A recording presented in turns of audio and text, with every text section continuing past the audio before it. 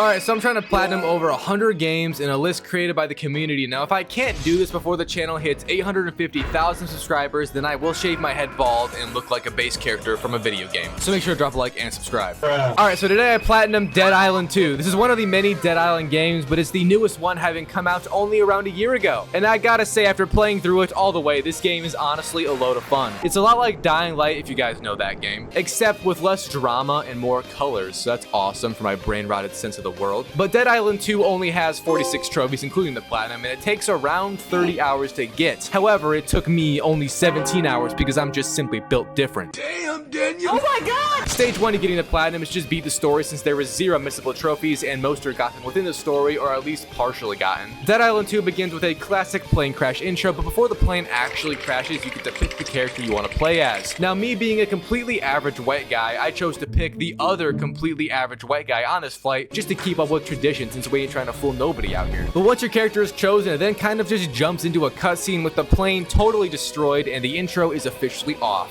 As we all know, there is a zombie apocalypse happening in the world, and this intro scene just kind of teaches us the basic movements and combat like usual. But we did meet up with some side characters who actually play a huge part of the story, giving us numerous missions later on. I also, of course, had to then fight a ton of zombies. But after that little combat scene, our boy here was checking out some other survivors that might be alive. And sadly, that act of kindness was nipped in the butt, or arm, I should say, since we got bit in the arm. Now, obviously, getting bit in a zombie apocalypse is bad news because that means we are most likely going to turn into a zombie, and the changing process already kicked off, as you can see. Also, this is Dead Island 2 if you weren't aware. They let us know we aren't actually playing Dying Light, and I appreciate it. But then the game picks up with us just in Bel Air, apparently. No clue how we wandered here, but we did. And the first objective of the day is to find Emma, who is one of the people we met in the intro, and also has a giant mansion that we can use as a safe place. After a bit of wandering, we then strolled up to her mansion, and we immediately got a gun put to us because that bite on our arm is not really conspicuous. I actually don't think a band-aid is gonna help here. I know. A tragedy. But while a gun was put to our head, essentially, we just kind of passed out, and then we woke up with our hand cuffed to a table or something. Turns out we are immune to the infection. God, who would have guessed that the main character in a zombie game is immune to zombies? That's crazy. Never been done before. Anyway, since I'm immune, I then got kind of used like a fleshlight by all the people inside Emma's mansion as a home defense mechanism, getting sent outside to just destroy hordes of zombies trying to break in. After that, though, I then returned back in to take a break from the manslaughter, and a Chad was here. He also has a gun, which means he's the boss now. Him and Emma, by the way, are kind of a thing. Once you go black, you never go back. That's something this one chick told me before rejecting me at a Walmart one time. Anyways, they're having relationship problems. I'm praying on their downfall. But then I got the first trophy of the day from finishing that story chapter. I then began more of the story next, and our goal of the game right now is not to protect these sad survivors in their mansion, but instead to tell the authorities that I am immune so I can be used for a cure. Self-sacrifice in the name of science is a great honor. At least that's what they say. And for the next hour, I kind of just walked around fighting zombies trying to reach my objective, and I finally made it to Hotel California. But inside there was a massive brawl, and this game's combat is super good, don't get me wrong. However, it's kind of hard here and there, but not too hard, of course, because that wouldn't be fun. So after I survived that onslaught, I then walked over to this locked door, and we saw a radio transmitting a message from a quote-unquote doctor. I also got a trophy. The objective now is to find a way inside that room to use the radio and talk to real-life people. I know, scary.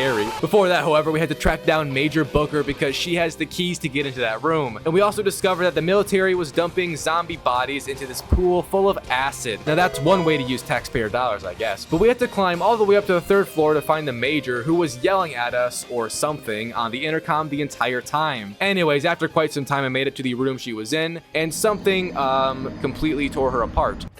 But the key we needed was still here, so that's a W. I then headed back down to the room we needed to enter, got inside, and also got on the radio. We made contact with a doctor named Dr. Reed, who asked us to come all the way to Santa Monica, which is where he is, for help, I think he said. However, in the middle of our very interesting conversation, the bride of the Trent twin showed up and tried to tickle my insides with her bulging muscles. I'm not gonna lie, this is quite disgusting and makes me question a lot of things about reality. The fight was also pretty hard, but I did win and then also perform my 25th finishing move right after, which was a trophy. trophy. Now, since we did what we came here for, it was then our objective to literally just head back to Emma's mansion in Bel Air, and on the way I performed, again, my 25th perfect defensive move for another trophy. Yes, ItsIlusion finally figured out how to parry in a game. This is crazy. Also, on the way there, I was kind of bored, so I just did some side quests real fast to both level up and give me something to do in a fast manner. There's also numerous trophies for side quests, but that grind isn't until later on. And one of those side quests was with some influencer named Amanda, who was kind of forcing me to just slaughter zombies in differing ways for her vlog. Logan Paul finally met his match, I see. But while doing the killing, I ended up maiming 100 limbs. I don't know how you say that word, but it's from removing 100 limbs from zombies for a trophy. I also just simply killed 100 zombies with weapon effects like fire, shock, and all of that fun. Anyways, the next main story mission that gave us a trophy was from us having to chase down one of the dudes from Emma's mansion named Michael, who kind of ran away from home back to the movie set like a bad little boy. But the mission to find him was 99% us just fighting absolute abominations, hell on earth of zombie creations, and then 1% talking to him, just to find out that he's totally fine and just wanted to chill in his trailer. What an interesting guy. Bro gets absolutely zero play, let's be honest here. That's what I'm saying. Anyways, here's the trophy from that completely useless mission. I then got to meet up with that dude that's banging Emma, and he also gave me a gun for the first time in this game. What a nice dude. And then we kind of just played COD Zombies, fending off the house from incoming attackers with guns. It was a lot of fun, but please don't make fun of my aim, it's not my fault. After all the killing, we then talked to Sam, which is this legend's name, by the way. Also, he needs to brush his teeth low-key, but he did give us a trophy, so W Sam. The story then leads us into the sewers to speed up travel and get us closer to where we need to go for the whole curing the world thing with Dr. Reed. On the way in the sewers, we also met up with a lad who I think has mental problems. Either that or he's just super socially awkward, but he wanted to watch a movie with us in the midst of all this nonsense going on. W friend low-key. However, we don't have the time for that as you would expect, but he did still tell us the path to take to get to Venice Beach, which is the next location. It is also not a fast stroll there, and on the way I fought lots of zombies as you could expect, ending up knocking down 10 Apex versions as well for another combat trophy. Once in Venice Beach, however, I had to fight more zombies once again to gain the trust and also access the safe zone of the area in this world. But once we were done with that, I then made contact with the military presence here because the military set up a giant outpost on the beach. And to get inside that, I had to yet again just kill a load of zombies to prove myself worthy, and it was actually kind of hard. During the abuse I endured, I also got a combat trophy like usual from me slaying 50 zombies with fury attacks. This is kind of just the rage power-up gained from killing zombies normally, but after dealing with all the zombies, there was then a fast travel that led to Ocean Avenue, the place where Dr. Reed is holed up inside of, and the man we are after, as we all know. Once I made it up to their safe zone, I was also confronted with a gun to the face like usual. I'm kind of used to it at this point though, let's be real. But Dr. Reed let us in because he's in love with our totally average white guy persona. Oh wait, maybe it's because we are immune and he wants to use us. Oh yeah, no, that's it, never mind. And as you would expect, I got a trophy from making it here. I did then take another little hiatus from the main story since I was kind of under-leveled from zooming through it like we do. So I just did some side stuff and explored the game more, and I ended up getting a trophy from fully upgrading a superior weapon and customizing it with a mod or perk in every slot. Yes, I just read that directly from the trophy, don't judge me. I also completed 5 blueprint challenges next, which was another trophy pop, and these are a part of the challenge section of the game, which is kind of a big grind. However, almost all of them are able to get done within the natural play of the game, or at least get some progress with for later on. And speaking of challenges, one of them was to hit an enemy with a melee weapon from over 35 meters away. So I decided to do that right now, and it took a few tries, but mostly with luck I was able to do it, and it was kind of funny when I did hit the zombie with a melee weapon from throwing it so far and getting a trophy from that as well. Anyways, a bit later I was doing the main story again, and we had to chase down some dude named Bob for some reason. I might have forgot. It wasn't a huge story point, don't blame me. But during this endeavor of danger and heroicness, I did get a trophy from collecting 30 skill cards total. Skills are, you know what? I'm not gonna explain skills. I barely understand them. There's so many. It's my only complaint about this game. Back to the main story now, there was a big part that had us chasing down a blood drive to test some samples and get closer to a cure. However, the blood drive and info we needed was on this burned section of the Santa Monica Pier, and in this burned area, there was a clown zombie, as a matter of fact, named Butcho the Clown, who was also just a generic enemy type that is endgame and endlessly annoying. This enemy type, by the way, can block your attacks, usually only takes damage from behind, has 2 massive blades for arms, and will also occasionally run away from you and go heal. So yeah, if that sounds annoying to fight, trust me, it f***ing was every single time you had to encounter one. Anyways, I did win against Butcho eventually. He was kind of dumb after all. I mean, he chose to be a clown as a career choice, so that's something. But then we did get the blood drive. I also tried to escape the pier from collapsing and